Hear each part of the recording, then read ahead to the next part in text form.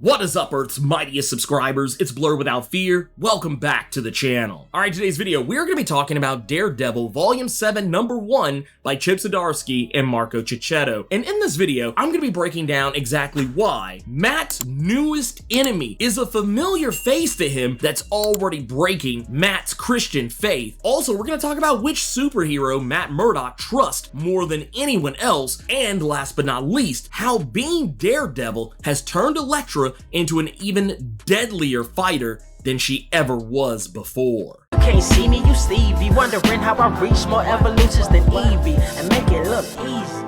Okay, so when last we left off with Daredevil, he had walked off into the sunset with Elektra. They had defeated the Kingpin in a roundabout way, more or less. They had shamed him pretty much. They thwarted his anti-superhuman campaign, which is still technically ongoing, even though Wilson Fisk is no longer the mayor of New York City. He's actually presumed dead as a result of all that, but I'm not gonna get too deep off into the weeds with Devil's Reign. If you want to know more about that, there's a playlist right up here. You can go check that out. It's a full breakdown of the core Devil's Reign event. The only thing I'll really say about Devil's Reign after that, because you kind of have to talk about this in order to talk about this new status quo for Daredevil, before the finale of Devil's Reign, Kingpin had killed Mike Murdock, the once fictitious twin brother of Matt Murdock that became real after being willed into existence by an inhuman by the name of Reader, and then solidified as canon within everyone's minds in the Marvel Comics universe thanks to using the magic of the Norn Stones. Kingpin had killed Mike Murdock thinking that it was Matt, he having recently broken the spell that the Purple Children had put over the entire world, wiping the memory that Matt Murdock was Daredevil from their minds. But Daredevil and Elektra decided to just keep up the ruse that if Kingpin really did think that he killed Matt Murdock, why not let it stick? They had a funeral for the guy and everything. Matt even uses this in a clever way to get closer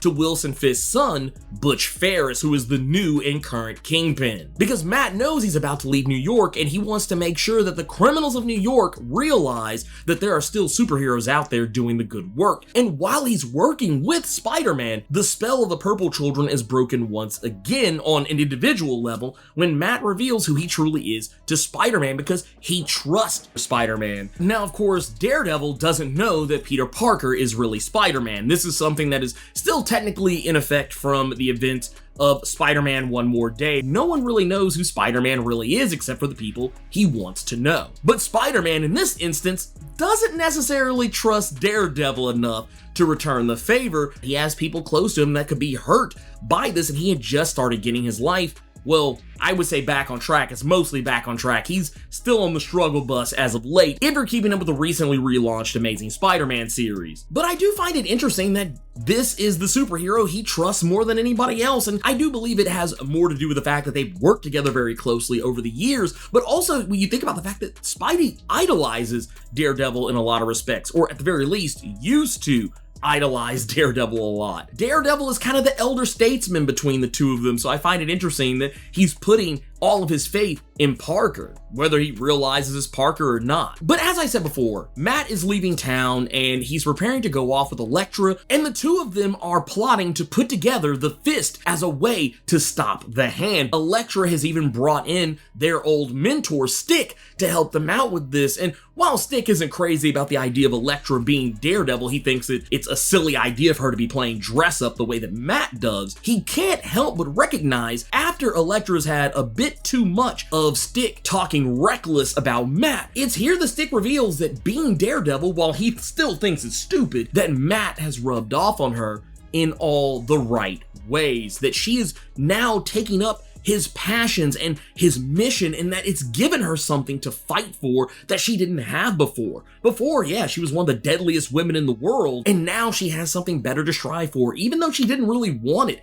at first. Initially, she was doing this all as a game to try and get Matt on board to help her take down the Hand once and for all. But now it's started to become a reality for her. She's bought in. She's now drinking the Kool-Aid no different than Matt, trying to do what's right, trying to leave some good in the world, trying to take down evil for goodness sake. That is what Elektra is about now. And it's made her an even stronger fighter, even able to take down Stick, which is not necessarily the highest praise in the world, but Stick is a guy who can still put paws on Elektra despite the fact that he's significantly older than her, and she was still able to take him down. As Stick says, the limitations that she's put on herself, her taking up Matt's no-kill policy, all of that is now making her a better fighter because now she's fighting even harder than she ever has before. Which sounds crazy. It actually kind of makes a case for, people having a no-kill policy. Is something I think that a lot of superheroes have been criticized for. And I mean, yeah, it is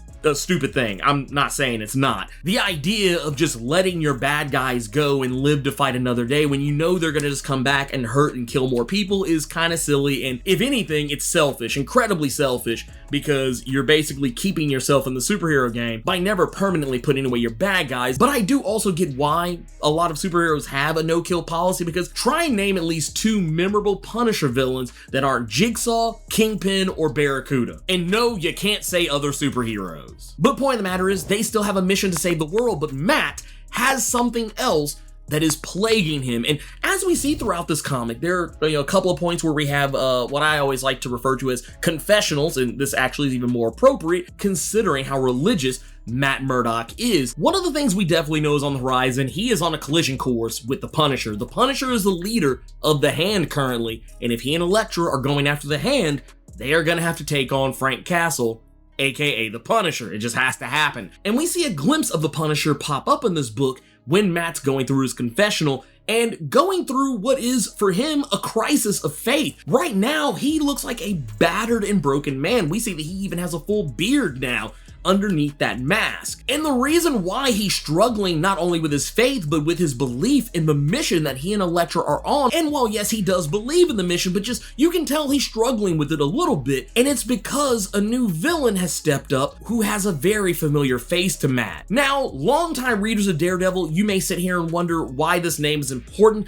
It's the name Robert Goldman, aka Goldie. This was a guy who was recently introduced in Chip Zdarsky's Daredevil number 22 back in 2020. This is a character who was kind of a blink and you'll miss a character who we had never met before, but apparently was an old sparring partner, from a mock trial perspective at the very least, of Matt Murdock's back when they were at Columbia together studying law. So don't try to go back into the annals of Daredevil trying to find him. This guy didn't exist before 2020, at least in terms of first appearances go. But this guy also popped up yet again in Daredevil Woman Without Fear, and this is technically where we saw him again for the first time after he tried to put Matt behind bars. But this time around, Goldie was more of a friend because during that trial, he was going after Daredevil. He didn't know that Matt Murdock was Daredevil, so when he meets up with Elektra, he's trying to make nice with her because he's trying to get closer to Matt. But during Daredevil Woman Without Fear number 3, we saw Goldie exhibiting some very weird behavior. And initially I thought maybe he was secretly working with the Hand because he kind of had this inside track on information that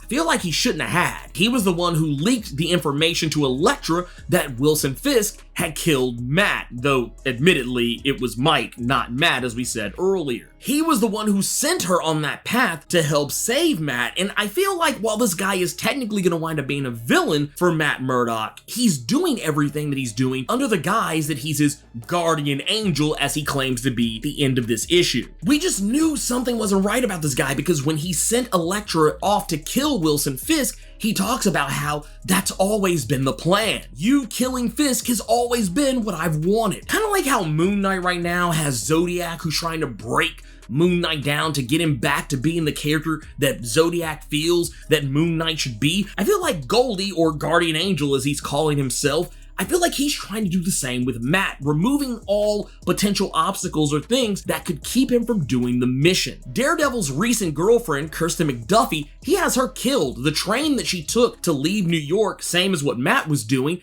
he blows it up while it's riding off into the distance, right in front of Daredevil so they could watch, removing what he probably saw as an emotional crutch. He sent Elektra after Wilson Fisk, knowing she would go with the intention of killing Wilson Fisk. Removing Fisk from the playing field would likely put Matt in a position where he'd have to find another higher purpose to follow, putting Matt in a position where he would very likely wind up going after the Hand. I feel like Guardian Angel is trying to put Matt on a collision course with the Punisher for one reason or another. Now, to be fair, I did say this guy's a villain. Well, it does actually seem like he may or may not be an actual angel. Apparently Goldie has had whatever these abilities are or whatever it is that's going on with him since he first met Matt back in Colombia. Now, the reason why I say that he may or may not be an actual angel, because there is a certain point where he's speaking normally and then clearly the golden aura strikes him and he starts speaking with the golden speech bubble. So there's something to this. He may actually be a legit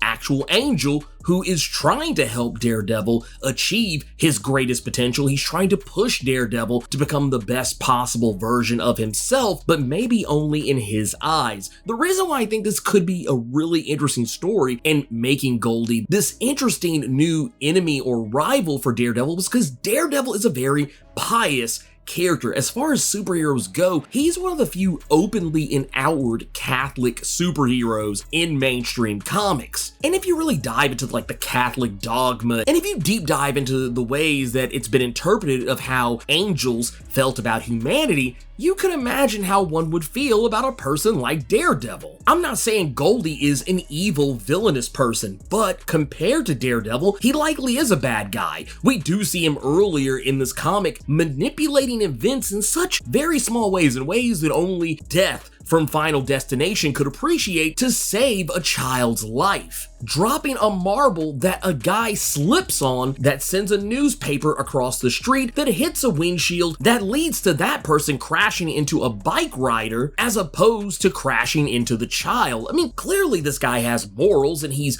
doing the right things, but do good people kill trains full of other innocent people just to motivate a superhero? I don't think so. Another thing I think is that Goldie might not even be a full-fledged angel, if he is one at all. What if this guy is actually an angel that had fallen? What if this guy is actually a legitimate devil? Something along the lines of what you would see in Neil Gaiman's Sandman, a character like Lucifer or something like that. That is also a very real possibility. Imagine that, Daredevil getting hounded by a guy who's an angel who fell and is actually a devil. There is something there to that. Daredevil actually coming face to face with an actual devil. But I feel like in the next few issues, we're gonna get some real answers about what is up with Goldie. This guy, whoever he is, he's not normal. He has some level of power. He's radiating some kind of a gold aura at all times. He kind of just seems to be in different places at different times. And we even see at another point in this book that he manipulates someone without really even saying two words to them to get them to go kill somebody. And the man that he inspired to kill just some random stranger that the guy literally had no idea who he was, this guy literally is sitting here confused as to why he's holding a gun and why he just killed somebody. So yeah, this guy has some level of power and insight. He even knows that Matt's Daredevil, despite the fact that the purple children had wiped that memory from everybody's minds. So yeah, this guy is somebody special, and